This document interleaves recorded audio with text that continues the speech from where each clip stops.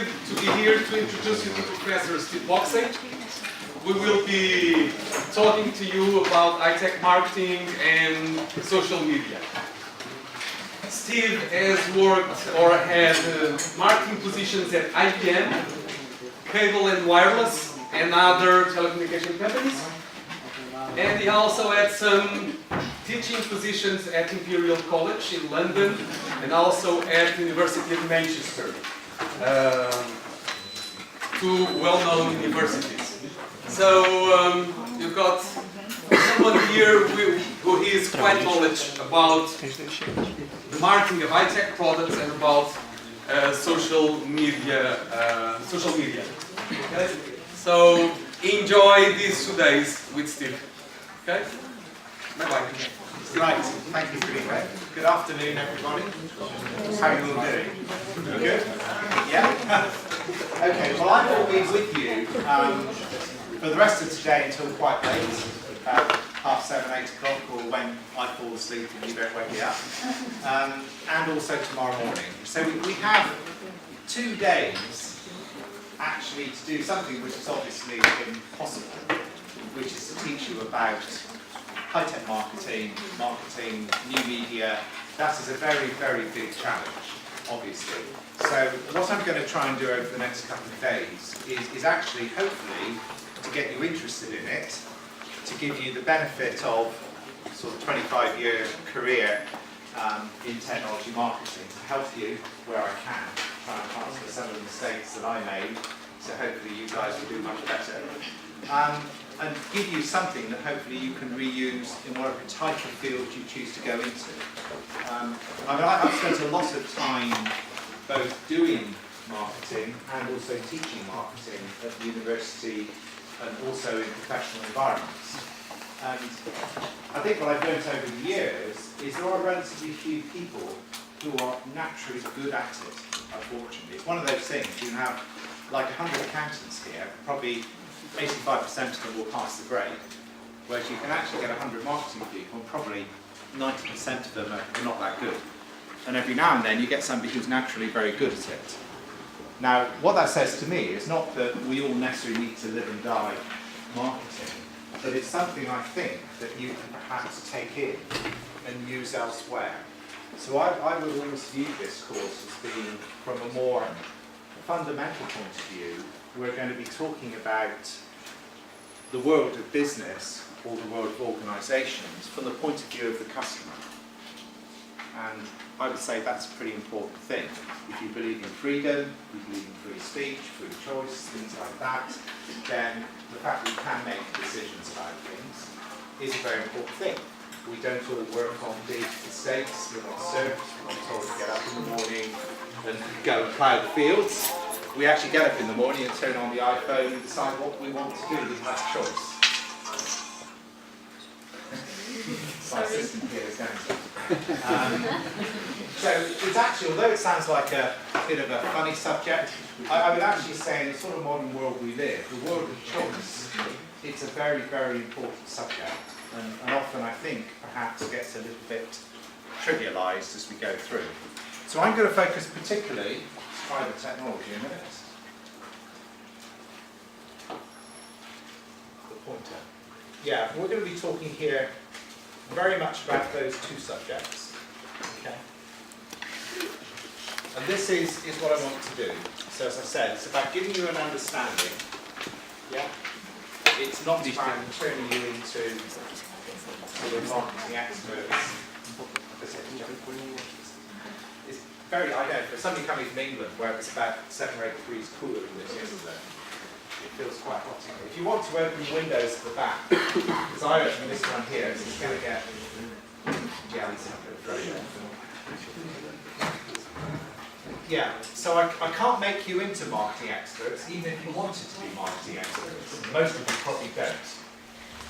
But what I'm hoping is that you can sort of become very good non-marketing people. So if you're going to go and do finance or you want to be a chief executive, hopefully this is something that will help you when you're dealing with one aspect of your business. And then by all means use people who are expert if you need to delve into the subject. So don't worry if you can't do everything. That's not the objective of the course. What it is to give you an awareness of some of the issues and to help you do something. And I apologise, this is going to be in English. So I will try not to use too many colloquial, idiomatic English phrases, but if I do, and you don't understand them, please just put your hand up. There's never a wrong question. So obviously, I can't do this in Portuguese, so you have to have it in English. My apologies for that. And hopefully you'll find this pretty cool. And I guess I started work on the slides actually here. Let me cover the schedule and then talk a bit more about the background. So what we're going to do today, I've still got 20 minutes to go. So we are now ahead of schedule. This is excellent. We're going to talk about what we're trying to do, what the schedule is. I've been doing this course at Coimbra probably for about 5 or 6 years now. So I've had plenty of experience of sitting in rooms, looking at groups of you nice people. And I must say, actually, I really, really enjoyed teaching your type of people. I've always found it really, really good. I think you're a very great group of students. It's my general experience. I've yet to come to a course at Coimbra where the students have not been good, engaged, thoughtful, working to do something, which is really good. So it's always been a very good experience from that point of view.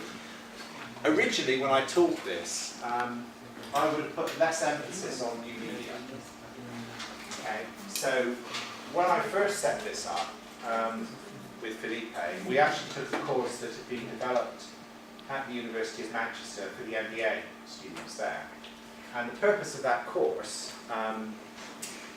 done with Professor Chris Easywood, who was Felipe's PhD supervisor. That's how I got connected with Felipe. And Chris and I have been working on various research things, and we decided to create this course. And one of the reasons we did that is I used to be Director of Strategy for the IBM software business. And one of my side responsibilities, it wasn't my main job at all, was the education of the 1,200 marketing managers that we have in IBM software. So I started working with a number of universities, and we said, well, surely we can do better than we're doing now, which is not difficult. It's not at all difficult. So we rustled together a bit of money. So I had a budget of about 10 million US dollars, and we created the very first sort of marketing program IBM had for training its own people. Rather than just buying in a bit of agency work, it was about how do we actually train our own people to do the job better. And you think, well, why didn't we just give that money to Ogilvy and Mather and tell them to run a better campaign? Well, the reason is, it's back to decisions again. That when you're talking about the very important decisions that you have to make in marketing, fundamentally, you can't really outsource those. They're actually sort of integral to the intellectual property, to the idea, to the reason you are doing this thing at all. So there comes a point where actually outsourcing isn't really an option, and you have to have somebody who's accountable inside the company. And at that time, we just didn't have enough people who had the background. There were lots of very technical people, but not enough people with the background to understand the complexity of the marketing environment. So we spent a lot of money, because we had lots of money. I mean, my marketing budget when I was in IBM software was 3.2 billion US dollars, which after I paid for the sales force, which is 1.2 billion, the rest of it was available, theoretically. Yeah, so that we could have afforded to do one Windows 95 launch a week, roughly. That scale of marketing event every week we could have done. Yeah. So money wasn't really an object. So what we did is we decided to spend a little tiny bit of it on some education, and we had some conferences, and we hired in a load of external professors, and we got a good load of stuff. And it was very good fun. We had a great time. Yeah, it was a very entertaining sideline. But actually, when I started working with the University of Manchester, we thought, well, we could take that basic idea and we could just improve it, because we already knew there were lots of holes in what IBM had done. And that's how Chris and I developed the forerunner to this course. And it was very much about trying to understand the difficulties of marketing with technology. How do you bring technology and marketing together? How do you deal with the very high rate of change? And actually what I've found as the years have gone on is that this is even more relevant, because the reality is we're not in a world that 5 years ago is changing more slowly now than it was 5 years ago. It's changing more quickly. So actually, the whole problem of how you deal with things in a high situation of change has become more of a problem for people. So anyway, originally we'd have focused very much on technology, but I decided a couple of years ago that we needed to focus more on the role of new media, because media is such an important part of how marketing is done. So we have a discussion of new media, and we've also added in quite a bit of work on how you create value. I started off as a scientist at Oxford University, and I did a doctorate in intermolecular forces of weakly bound complexes, which was... Say that again? Say that again? Sorry, which bit? The Title of okay, it's intermolecular forces in weakly bound complexes. Okay. And it's all to do with something called van der Waals forces at very low temperatures for any scientists lurking around. So I spent years and years doing that, and that was great. And then at the end of it, I thought, this is really good fun, but I've been at it for a long time. Do I actually want to go and do a postdoc research assignment in the United States, which would be the thing to do? And I had a look at that, and I thought, actually, this could be a bit difficult. It's going to be expensive. I'd have to probably go to LA or somewhere like that. It might be great fun, but there are lots of downsides. And then what am I going to do after that? Because after that, I might just have to come back to where I've just come from and get a job as a very, very junior sort of research fellow. And maybe over 30 years, if I was any good, I might sort of work my way up the system. And I could look around and see what it did to all the people who were doing that. And I thought, this is probably not a good idea. So I followed, there were basically only two ways out of where I worked. Half the people went to Accenture and the other half went to IBM. It seemed reasonable, that. So I decided IBM. Funny enough, I chose IBM because I thought, from what they told me in the interview, I wouldn't do very much travelling. What they forgot to tell me was I'd have to spend the first 2 years of my life in Manchester, which is, had they told me that, I would have gone to Accenture, to be honest. It's just the way it was. So anyway, I spent a lot of time working for IBM in systems integration, so I had quite a technical early career. Then I went through a lot of, I haven't put it on here, but a lot of marketing, training and development, and I ended up basically as the director of marketing strategy for the whole IBM software business. I just cut out about 20 years of work career to do that, but that's how I got to there. So I was basically in charge of that infamous marketing budget, that's what I did. And actually, my real job was about the rebranding of IBM software. So I created the WebSphere brand. Some of you may know we did the restructuring of software. And what was fascinating about it was that we did it around the marketplace. We didn't do it around the technology. That would have been a whole other world. But we designed the business around the market and the brand. And that caused all manner of problems. It was a massive political fight of which you could not imagine what we got up to. So anyway, when I came back from IBM, I was headhunted into a company called Datatech, and I was director of infrastructure. So my job was to build an infrastructure product business from acquisitions. So I was buying companies. I had about 30 of them. So I would literally, so most of my life flying around the world. I used to have a regular round the world loop I used to do. United States, New Zealand, Australia, South America, then back somewhere in Europe. And we were very successful. We bought loads of companies, did very well. And we came within a very small amount of selling the whole business to Cable and Wireless. I think we were probably about 6 months too late. Had we been at this 6 months earlier, I mean, our turnover was about 700 million euros, the bit I was in. And the whole group itself was probably about $2.5 billion in size. Cable and Wireless wanted to buy us to do the same thing that we've been doing inside Cable and Wireless. And it was very nearly sold to them. In which case I would probably worth about 50 million euros. I probably wouldn't be here talking to you nice people. I would probably be sitting off getting a good suntan somewhere.